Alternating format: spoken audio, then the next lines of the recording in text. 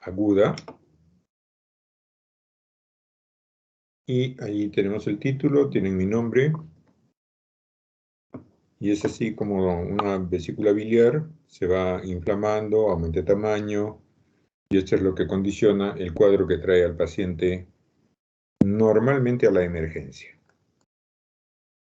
Bien, empezaremos por la definición y nos dice que la colecistitis aguda es una de las complicaciones de la colelitiasis.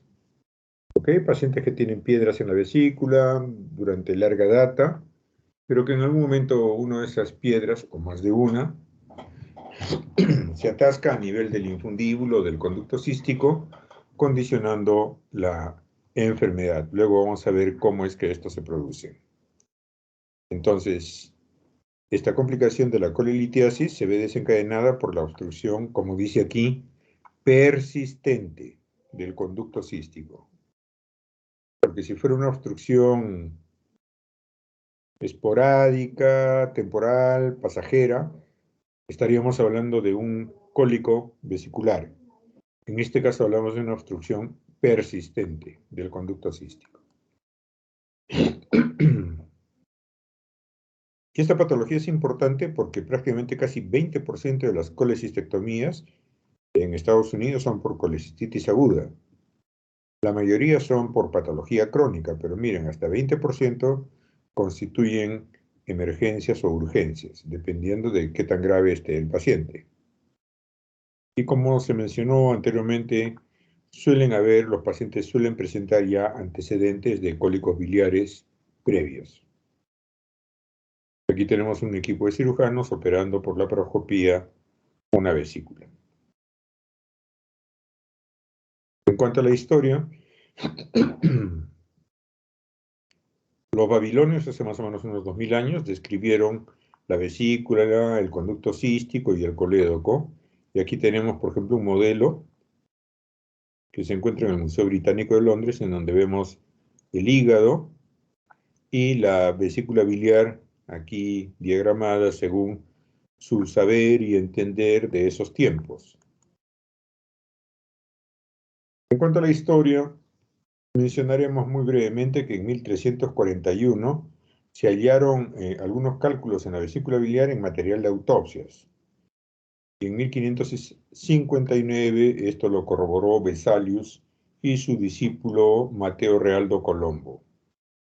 En ese mismo año, Jean Fernel describió el síndrome histérico y lo relacionó con la formación de pus en la vesícula biliar. En este punto es importante que a ustedes les mencione que cuando nosotros tenemos pus en vesícula biliar, ya estamos hablando de un empiema vesicular. Empiema quiere decir pus dentro de la vesícula. Hacia el año 1618, Fabricius Sildanus recomendó la extracción de los cálculos de la vesícula biliar. Pongan atención. Cálculos, no está diciendo recomendó la extirpación de la vesícula. Él recomendaba que se abra la vesícula, se retiren los cálculos y que luego se cierre la vesícula. En algunos casos en que esta operación de extracción de la vesícula biliar es imposible de hacerla, se puede recurrir a este recurso quirúrgico. Por otro lado, Mateo Realdus Columbus, que ya habíamos mencionado anteriormente, encontró cálculos en la vía biliar de San Ignacio de Loyola, quien aparentemente murió por una sepsis biliar por una coledocolitiasis. Ya vimos nosotros que Mateo Realdus era discípulo de Vesalio. ¿Ok? En cuanto a la anatomía, ¿qué podemos decir? Que la vesícula biliar, que aquí la tenemos bien representada, embriológicamente proviene de la porción inferior del intestino anterior. Se encuentra ubicada entre el segmento 4 y el segmento 5 del hígado. Mide aproximadamente de 8 a 10 centímetros por 3 a 4 de diámetro lateral. Yo les decía, es más o menos del tamaño de un higo o de un tumbo, ¿no? Si es que alguna vez han comido un tumbo, entonces mide más o menos eso. Está irrigada por la arteria cística, que es rama de la hepática derecha. No existe como tal, por lo menos demostrada, una vena cística, pero el drenaje venoso se va hacia el lecho vesicular, ¿no? Hacia la porta. Y el drenaje linfático viene hacia el ganglio cístico, el cual también se encuentra a nivel del ligamento colecisto duodenal. La vesícula se encuentra inervada por el nervio vago y cuando se produce el estímulo con la llegada del alimento, entonces se contrae y vierte su contenido a través del cístico, el colédoco, hasta que finalmente viene la bilis, como vemos acá, al intestino, para favorecer la digestión de los alimentos que contienen grasas, en un proceso que se llama emulsificación de las grasas. Un detalle no menor son las llamadas variantes anatómicas. Esta es la configuración normal y es importante tener en cuenta estas variantes anatómicas porque muchas veces son fuente de más de un accidente quirúrgico. Entonces, por ejemplo, acá es como un cañón de escopeta, ¿no es cierto? Corre paralela más que al colédoco, corre paralela al hepático. Acá es una inserción alta, prácticamente muy cerca del hepático derecho. Aquí se inserta ya francamente en el hepático derecho, entonces nosotros podemos ligar acá pensando que es el cístico, y en realidad estamos ligando el hepático derecho. En esta imagen vemos más bien una inserción bastante baja, prácticamente intraduodenal. Aquí vemos un cístico corto, aquí que da la vuelta por la parte posterior, y aquí que da todo un loop, toda una vuelta por la parte anterior. Solo para que tengan en cuenta que estas eventualidades pueden presentarse. La vía extrahepática es la que vemos acá, hepático derecho, hepático izquierdo, hepático común.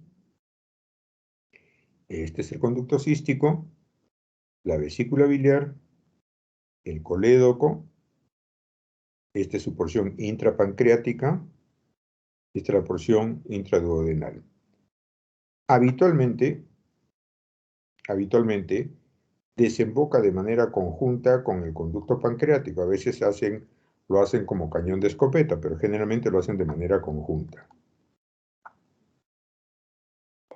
Y en cuanto a la fisiología de la vesícula, vemos que un adulto normal, que consume una dieta promedio normal, produce más o menos de 500 a 1000 centímetros cúbicos de bilis al día. Y la vesícula biliar lo que hace básicamente es almacenar y regular el flujo de bilis. ¿Qué hace? Concentra la bilis. Por eso la bilis del hígado suele ser una bilis amarillenta y la bilis de la vesícula biliar suele ser de tipo verdoso, ¿sí? Y aquí están los componentes que encontramos en la bilis. No es importante que graben ustedes las concentraciones, pero sepamos que hay agua, sales biliares, bilirrubina, colesterol, ácidos grasos, lecitina, sodio, potasio, calcio, cloro, bicarbonato. Aquí hay un esquema más o menos de cómo es el flujo de la bilis.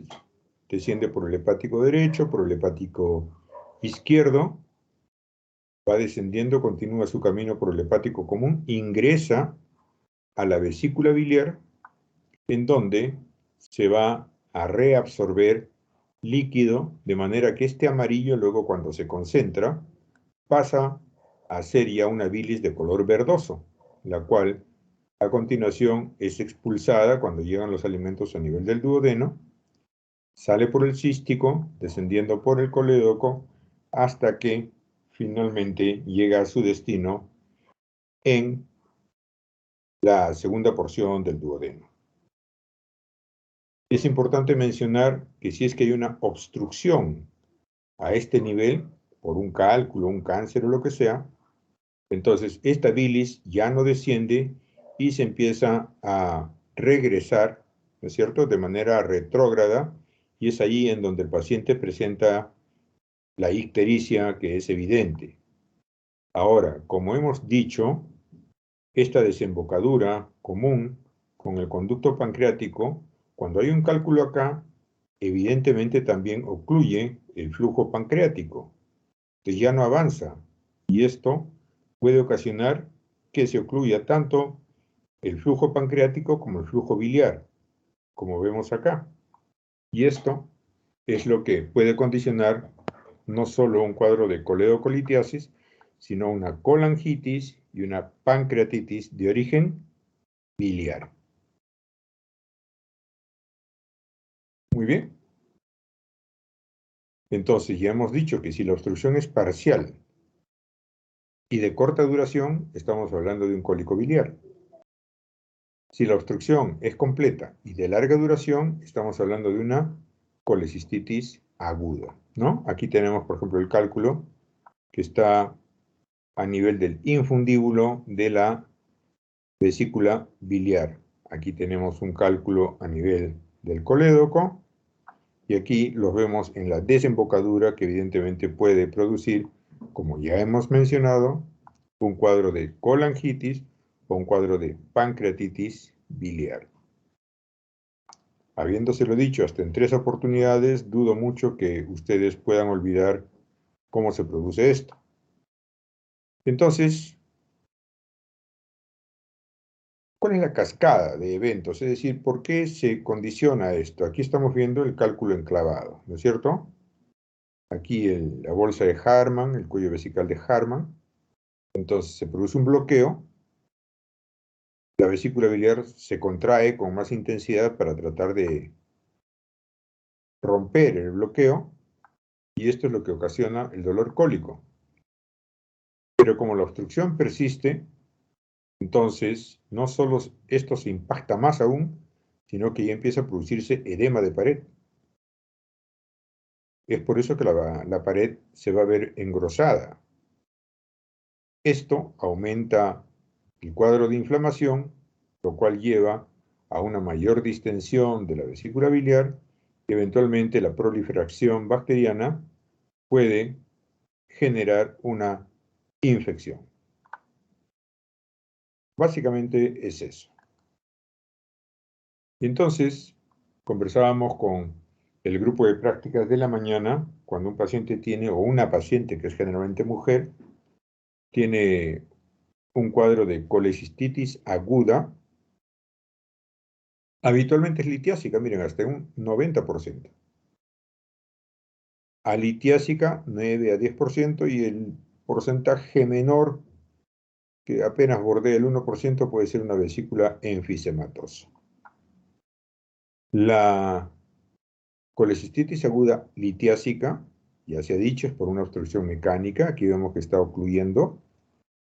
Ya hemos dicho que se produce inflamación y proliferación bacteriana, y los gérmenes más frecuentemente encontrados son el Bacteroides fragilis y la Escherichia coli. En cuanto a la colecistitis aguda alitiásica, generalmente se da en pacientes críticos, que están en cuidados intensivos, grandes quemados o con nutrición parenteral prolongada. Esto conlleva a un ayuno prolongado. Y al parecer, esto es lo que ocasiona el cuadro de colecistitis alitiásica. ¿Y qué podemos decir de la colecistitis enfisematosa?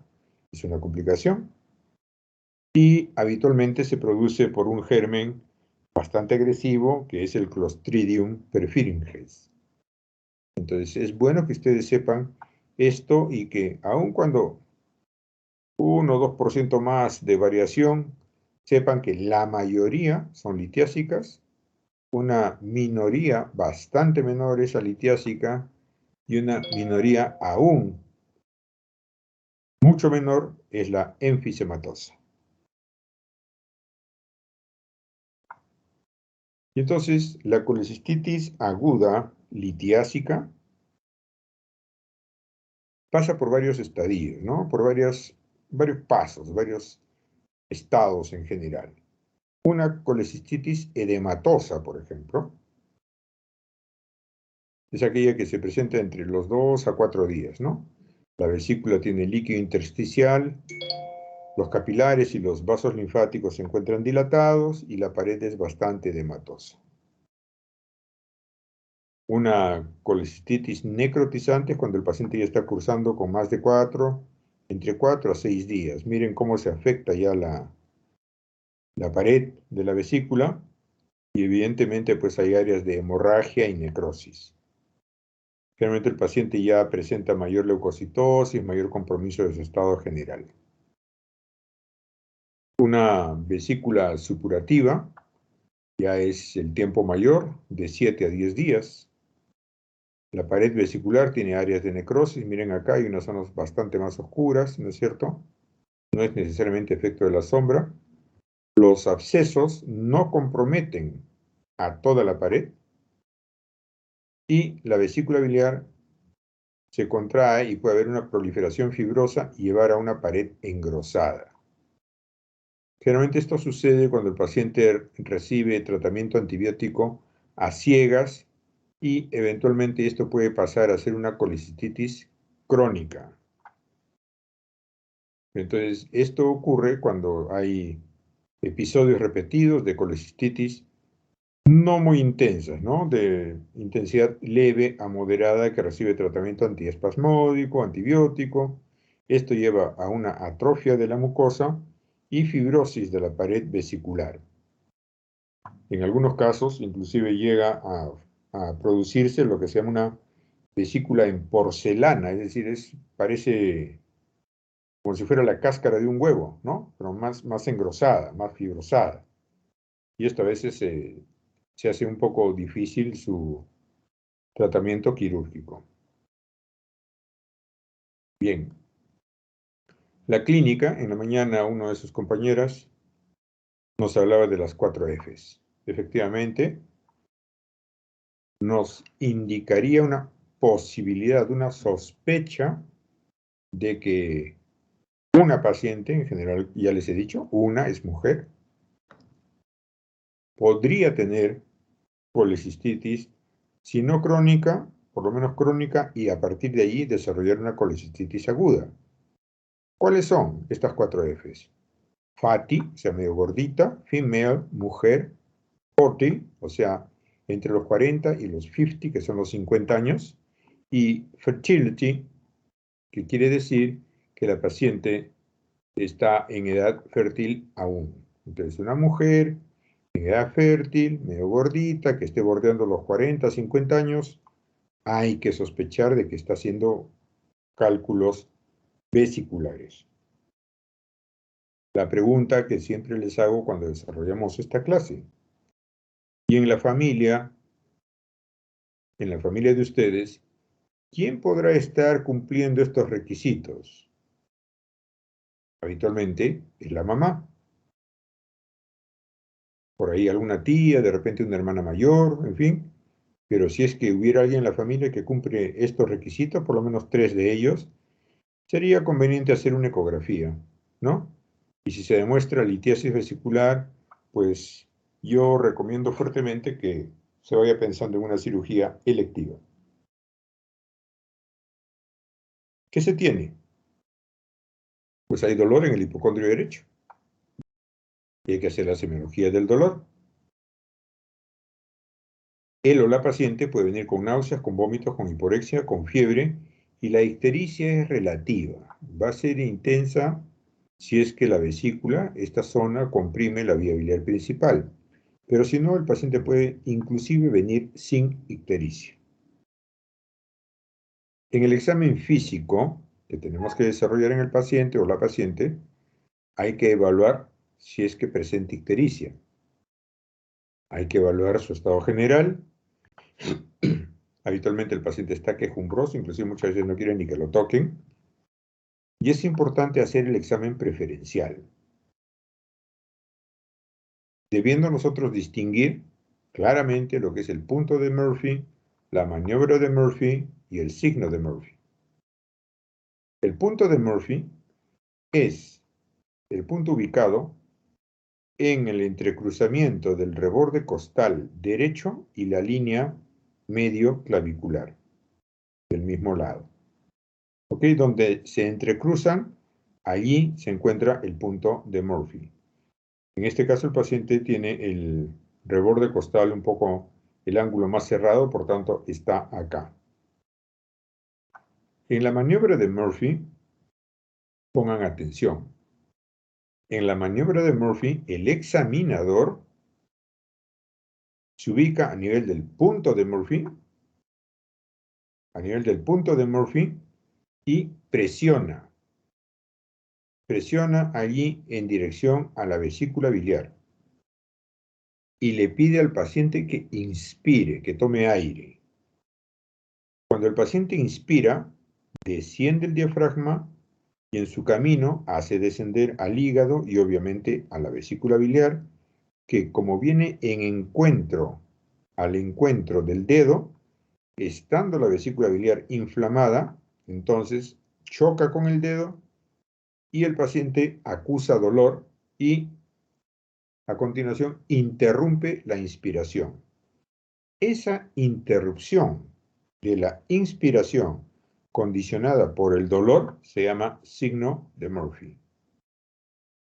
¿Okay? Entonces, una cosa es el punto de Murphy, otra cosa es la maniobra de Murphy y otra diferente es el signo de Murphy.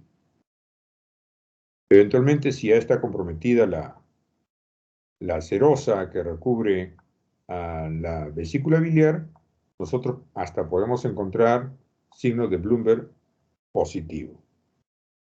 En algunos casos, como ya les mencioné también a los grupos que han rotado conmigo, se puede ver hasta una masa en el hipocondrio derecho, dependiendo del grado de compromiso que pueda tener él o la paciente. Aquí les muestro una fotografía del doctor John Murphy, que describió el signo que lleva su nombre. Además de, por ejemplo, la llamada cronología de Murphy que hemos visto en apendicitis aguda. En cuanto a los exámenes auxiliares, nosotros tenemos que el paciente habitualmente, no esperemos que siempre, puede tener una leucocitosis arriba de 12.000, 12 a 15. Si es que es mayor de 18, esto ya nos está hablando de una complicación, ¿no? Una colecistitis gangrenosa, un empiema, una colangitis asociada, en fin. Las bilirrubinas altas, ya les he dicho, hay que tomarlas con pinzas. La TGO y TGP pueden o no estar aumentadas, la gamma-glutamil transpeptidasa de igual manera, y la PCR sí se encuentra elevada. Ahora, se hacen exámenes de imagenología y nosotros encontramos que la ecografía tiene una sensibilidad de 71% y una especificidad de 88%, la tomografía de 95 y 88, la resonancia 95 y 69 y la colangio de 89 y 89 también. Sin embargo, por un tema de accesibilidad en cuanto a poder contar con el examen, la ecografía se ha convertido en el gold estándar para diagnosticar litiasis vesicular y evidentemente colecistitis aguda. Conversábamos también cuáles son los criterios ecográficos de la colecistitis aguda litiásica. Primero, el aumento del tamaño de la vesícula. Segundo, el aumento del grosor de la pared, habitualmente mayor de 5 milímetros. El edema de pared de la vesícula biliar, que se ve, ya varios de ustedes lo conocen, le dicen el signo de la galleta, el signo del sándwich, en fin, llámenlo como gusten, pero hay tres capas claramente definidas, una hiperecogénica, una hipoecogénica y una hiperecogénica a continuación. Además de ello, vamos a notar la presencia del cálculo que muestra una sombra acústica posterior y todo eso lo podemos ver en imagen. Lo que no se ve en imagen, pero sí debe ser descrito, es el denominado Murphy ecográfico, es decir, hacer con el transductor, ¿no? Buscar si es que realmente le duele. El ecografista o la ecografista le pide al paciente que tome aire y ahí nuevamente se puede evidenciar el Murphy ecográfico. Aquí tenemos, observen ustedes, la imagen de ecografía, vesícula aumentada, es cierto? Pared engrosada, presencia de cálculo, sombra acústica posterior, y por acá vemos más claramente lo que se llama el signo de la galleta, del sándwich, como quieran. Blanco, negro y blanco. ¿Ok? Aquí, blanco, negro y blanco. Eso me está hablando de edema de pared. Esta imagen negra, este halo negro, es líquido en la pared de la vesícula. Aquí tenemos otras imágenes. Miren ustedes acá. Blanco, negro, blanco. ¿Ok?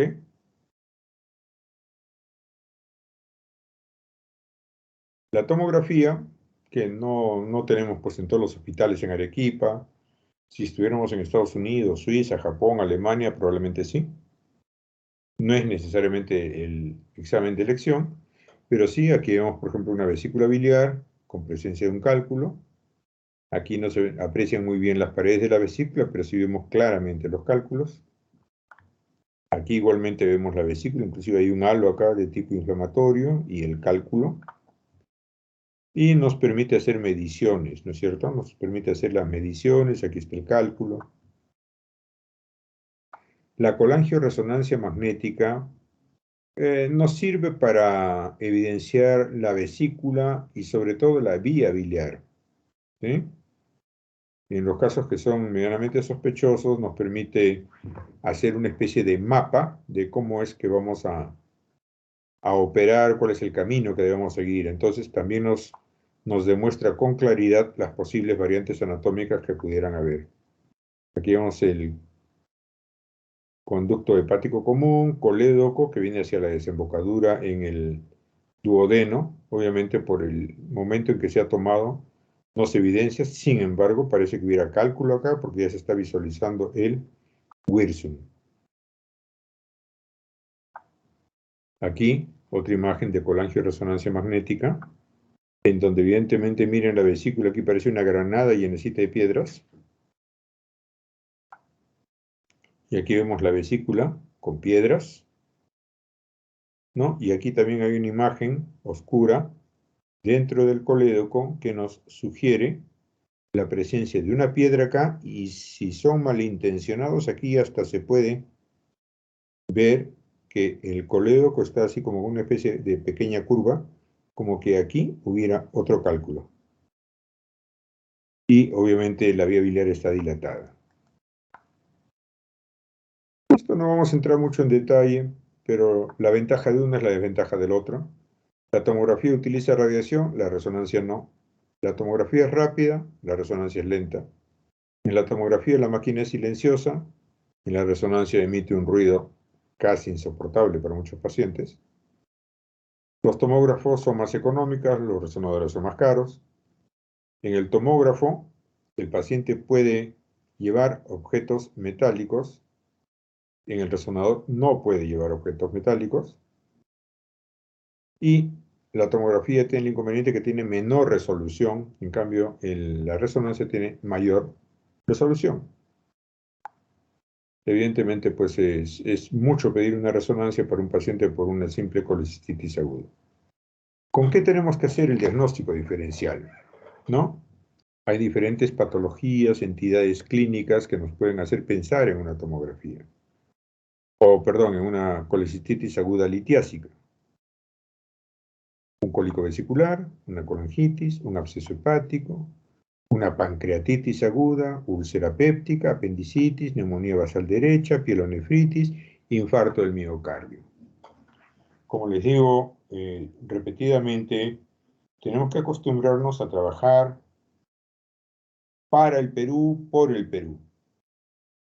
Y muchos de estos diagnósticos diferenciales se pueden realizar por simple semiología, por simple clínica quirúrgica. Es por eso importante que ustedes sepan cuáles son las características de un cólico vesicular, de una colangitis, de cada una de estas patologías, para que lo piensen, como acá en la figura, en la foto, y después vayan descartando o no.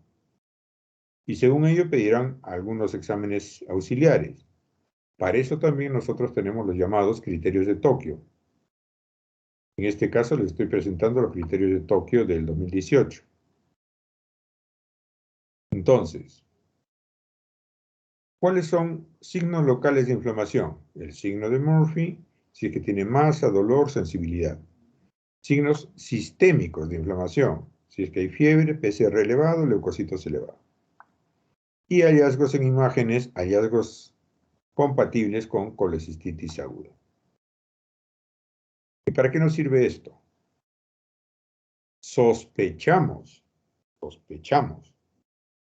de una colecistitis aguda litiásica si tenemos un ítem A y uno B. Pero ya confirmamos el diagnóstico si tenemos un A, o sea, un Murphy, una masa, dolor, etc. Pero además tenemos un ítem B más C, es decir, la demostración ecográfica que tiene presencia de cálculos. Luego, ¿ahora qué hacemos?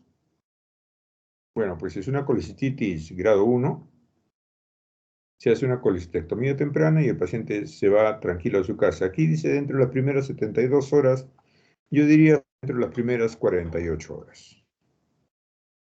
Estamos hablando de colecistitis aguda. Si es una colecistitis aguda grado 2, en donde ya tenemos leucocitosis mayor de 18.000, masa dolorosa, síntomas de más de 72 horas, en fin, se puede realizar una colecistectomía urgente o una colecistostomía cuando no se puede extirpar la vesícula. Y si es grado 3, cuando ya hay una disfunción cardiovascular o neurológica o respiratoria, o hay disfunción renal, disfunción hepática, disfunción hematológica, miren ustedes todas las consecuencias que pueden haber o intercurrencias que pueden haber, entonces hay que tratar de dar un manejo médico para corregir todas estas disfunciones y si es posible hacer una colecistostomía percutánea por punción. O si no, estabilizar lo más que se pueda al paciente y hacer una colecistectomía diferida de 2 a 3 meses. En lo personal, yo prefiero esperar un poco más y le doy a veces hasta medio año. ¿Qué se hace en estos casos? Al paciente pues hay que indicarle dieta, que no ingiera grasas, que no esté con factores de riesgo que se puedan evitar.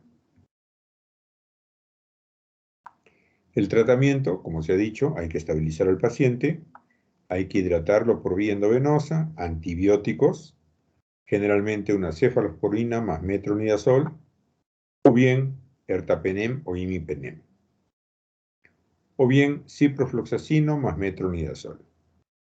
Como el paciente está adolorido, pues hay que darle un buen analgésico, ¿no? Tramadol. Y antiinflamatorios como el ketoprofeno o el diclofenaco que disminuyen en mucho la inflamación de la vesícula biliar. Aquí les he querido mostrar a ustedes un breve, en una sola diapositiva, cómo ha ido avanzando la cirugía, ¿no? Desde que se operaba, entre comillas, de esta manera, sin ningún cuidado por asepsia, antisepsia, ni ropajes quirúrgicos, hasta pasar por esto, que era cirugía abierta, luego cirugía laparoscópica, que es la que está en mayor uso actualmente, hasta pues la cirugía robótica, ¿no? Entonces ya aquí el cirujano no es el que está aquí en la mesa, sino el que está aquí frente al módulo de, en este caso, el Da Vinci. Mi pregunta es, ¿llegaremos a ver robots cirujanos? Y entonces aquí hice una averiguación del 25 de abril del 2019, y ojo, encontré que hay un grupo de bioingenieros que dice que en los próximos años los nanobots, ¿no es cierto?, nanorobots, podrán ayudar a los cirujanos en las operaciones quirúrgicas más complejas y largas, porque a diferencia de los humanos, estas máquinas no se cansan, ¿no? Y eventualmente, dependiendo de cómo avance la tecnología, de repente van a ser los cirujanos los que ayuden a los nanobots y terminen siendo completamente innecesarias inclusive las laparoscopías. No quiero cansarlos con el tema de muchos datos, una cosa de esta, simplemente mencionarles que el doctor Emilio Kocher en 1878 realizó la primera colecistostomía, ojo, para tratar un empiema vesicular, ¿se dan cuenta? O sea, pus en la vesícula. Y la paciente fue su propia madre, quien desarrolló una sepsis de punto partida biliar. Operar a su mamá. Bueno, y después el doctor Karl Langenbach en Alemania también hizo la primera colecistectomía.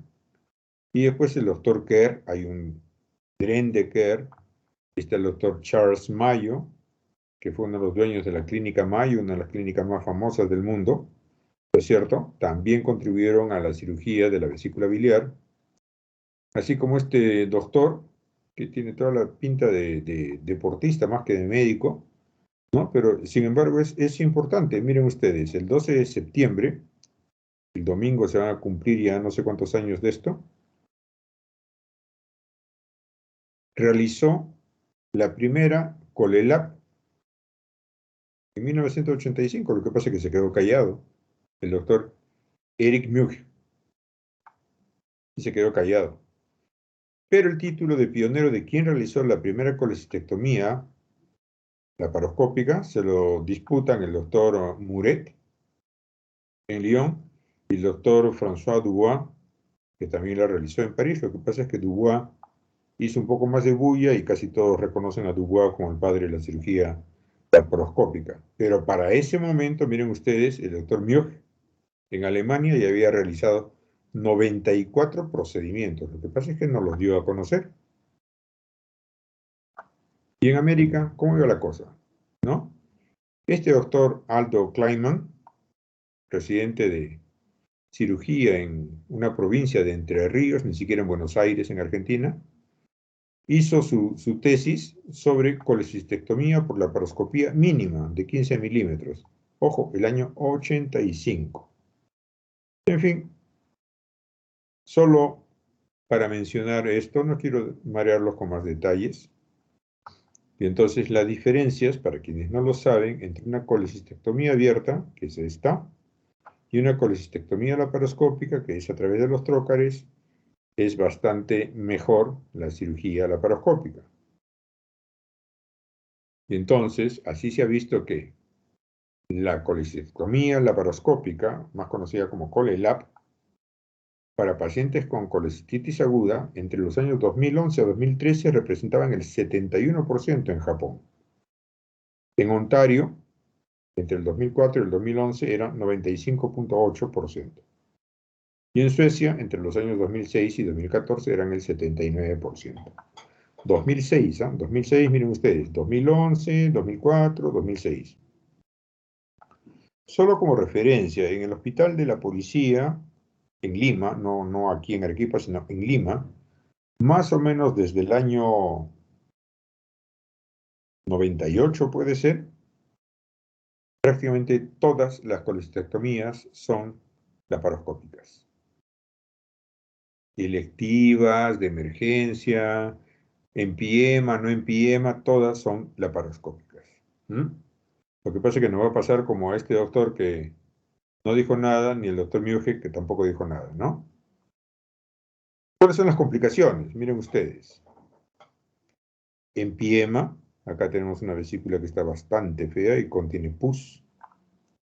Una colecistitis enfisematosa, ya hemos dicho ya, la proliferación del Clostridium genera este gas, inclusive este halo, o la perforación, como en este caso, que se perfora la vesícula por acá y puede tener hasta un 50% de mortalidad. Entonces, por eso les decía, si ustedes tienen la opción de conversar con la hermana, tía, mamá en casa y decirle, mamá, ¿por qué no te haces? No, hijito, hijita, yo no tengo problemas, mamá, pero ¿sabes qué? En la clase me han dicho que sería bueno que te hagas.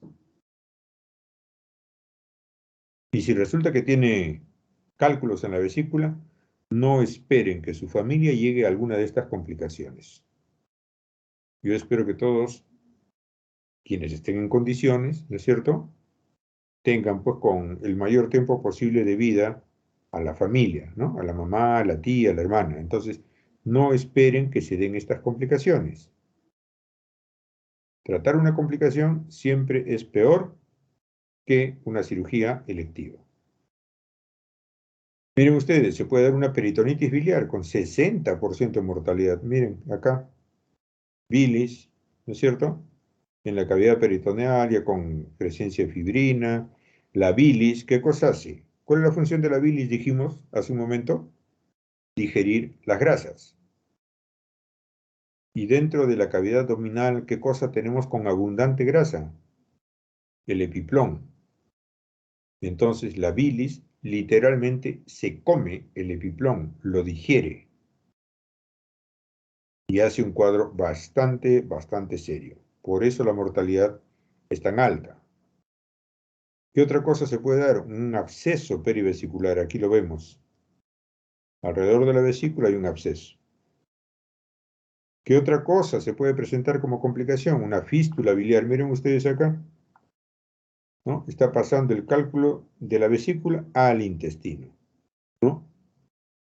Entonces, por eso es que luego ya no hay presión dentro de la vesícula porque el cálculo pasa al intestino, se produce una fístula biliar y a través de él migra el cálculo y luego el paciente o la paciente generalmente puede hacer un cuadro de íleo biliar. Aquí lo tienen. Un íleo biliar, ¿no es cierto? Que fue avanzando y viene hasta el íleon terminal, en donde se enclava, aquí lo vemos,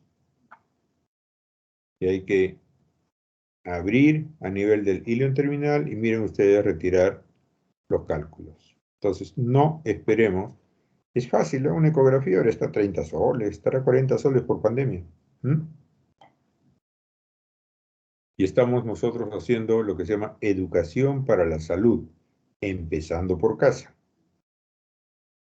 Entonces, por favor, jóvenes, si están poniendo atención, les recomiendo que hagan eso en casa. Cuiden a la mamá, cuiden a la familia.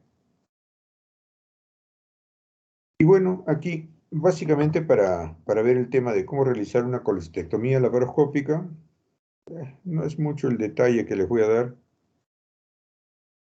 Aquí tenemos, a ver, un momento por favor. Voy a tener que salir de, a ver, un momento. Voy a dejar la presentación para compartirles el video. A ver.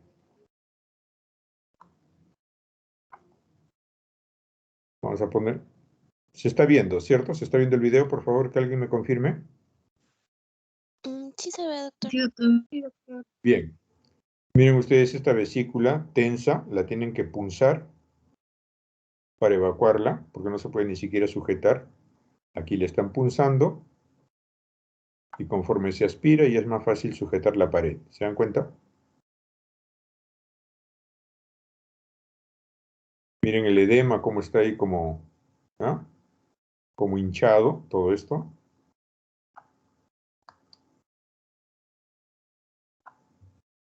Miren.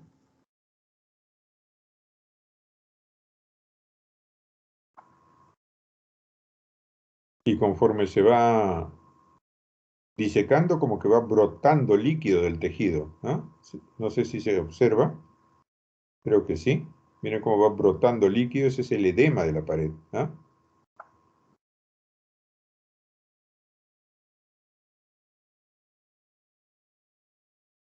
Bueno, vamos a avanzar un poquito. Cuestiones de tiempo.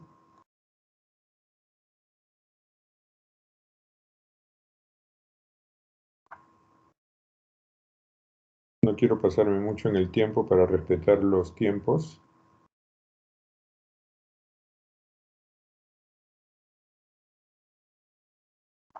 ¿Se dan cuenta una colecistitis aguda qué tan sangrante puede ser?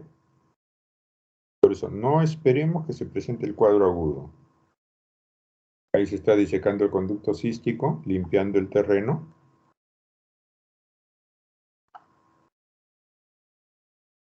Pero entre el sangrado y el edema la cosa se complica, pues, ¿no? Aquí ya se ponen los clips, miren ustedes.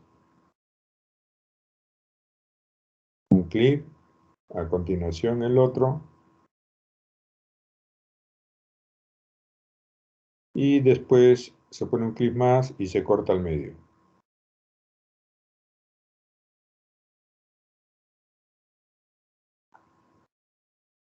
Y se corta ahí. La arteria, igual. Vamos a avanzar un poquito para poder estar en el tiempo. Lo que quiero es que vean cómo sangra, cómo el tejido ya no es muy simpático. ¿Mm? Para los chicos que han rotado conmigo se darán cuenta la diferencia contra una vesícula que el lecho queda completamente limpio, pues, ¿no? Miren acá, hasta parece que burbujeara todo por el edema, por estas cosas que tenemos ahí. ¿Mm? Bueno, vamos a dejarlo ahí. Vamos a dejarlo ahí para respetar nuestros tiempos y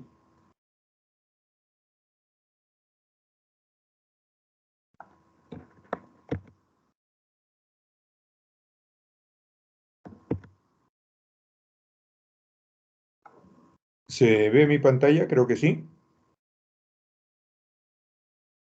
Sí, doctor. Sí, doctor. Bien, gracias. Entonces, Sí, doctor. como complicaciones de la cirugía, podemos tener hemorragia, lesión de la vía biliar, fístula biliar, coleperitoneo, lesión duodenal, coledocolitis residual y una colangitis o pancreatitis. Esto va a estar en función directa de la experiencia del cirujano, del flujo de pacientes y de la calidad de los equipos. ¿Sí? Muy bien. Jóvenes, nos hemos pasado un par de minutos respecto a el horario. No sé si alguien tuviera alguna pregunta.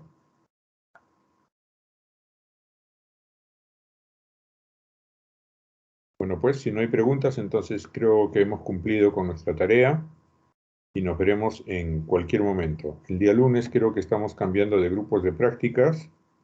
A aquellos que les toque rotar conmigo, les voy a agradecer que me envíen la relación de los integrantes del equipo con tiempo.